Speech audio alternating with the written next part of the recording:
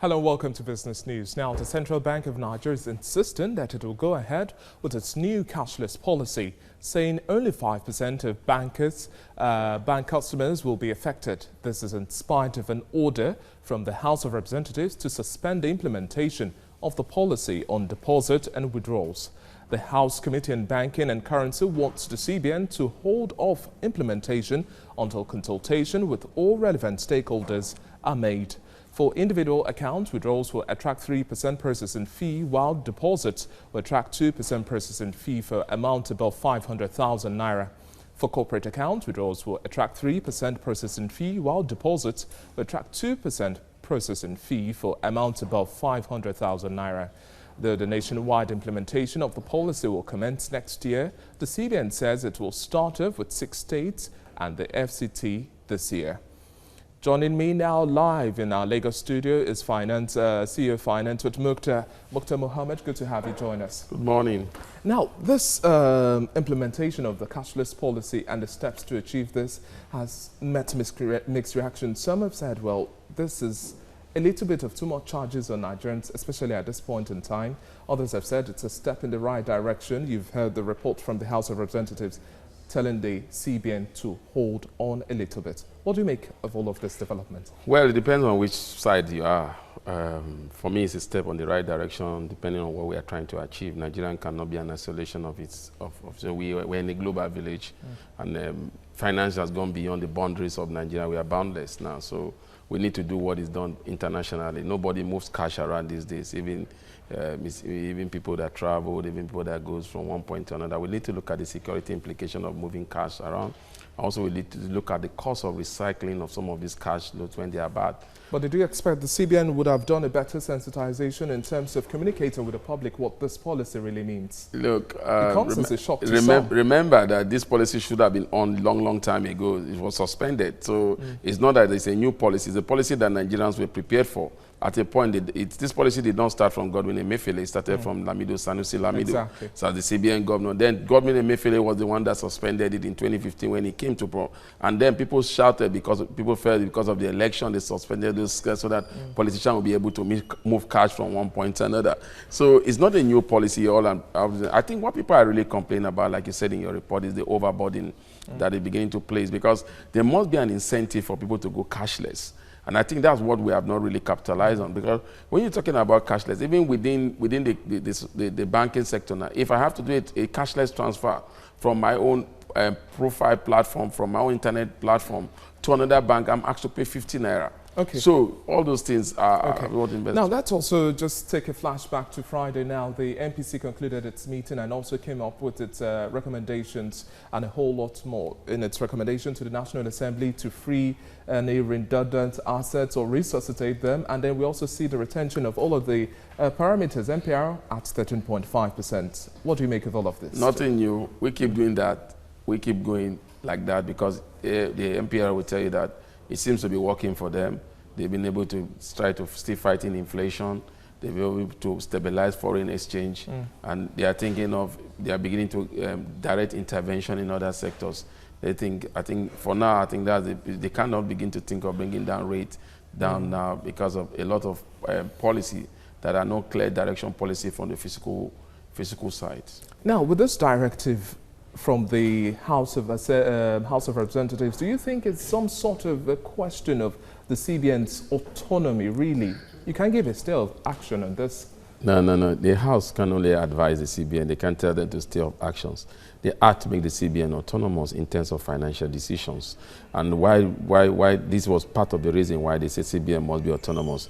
The then President Obasanjo introduced the CBN Act that makes the CBN autonomous, especially when it comes to monetary policy decisions. That's why we have the MPC too, is autonomous of every government interference or political interference. So it's only when it comes to maybe currency devaluation and issues like that the CBN need to meet with the executive to give reasons for that. But when it comes to in terms of what it has to do with financial autonomy, how to run the financial sector, what they seem best for the financial sector. As the CBN says, it insists it's going ahead with this directive. Definitely. Of it. Okay, now let's also talk about the mixed reactions we've had so far. So many have said, well, the charges we're having is a little too much on Nigerians, the average Nigerian at this point in time, but others have also called for incentives to be put in place to encourage this cashless policy initiative to thrive in the country.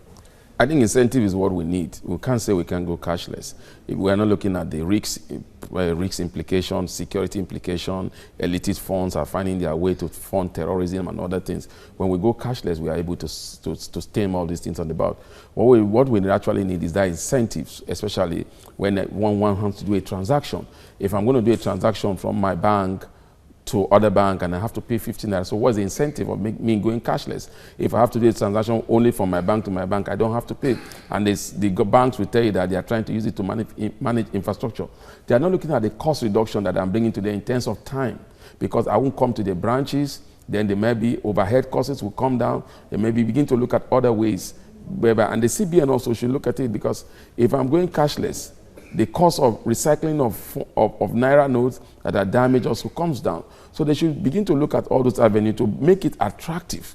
The woman that is using the POS terminal in the market or in the marketplace don't want to use the POS terminal because of the charges that he or she is going to pay. So how are we going to make these things as an incentive for people to go cashless? There must be an incentive, because when I'm going cashless, I'm increasing the cost of the cost of my don't forget, we would also have the increase in VAT as well, and all the maintenance charges and a whole lot more. That is what I think that is what people should be protesting about. That's what people should be looking at.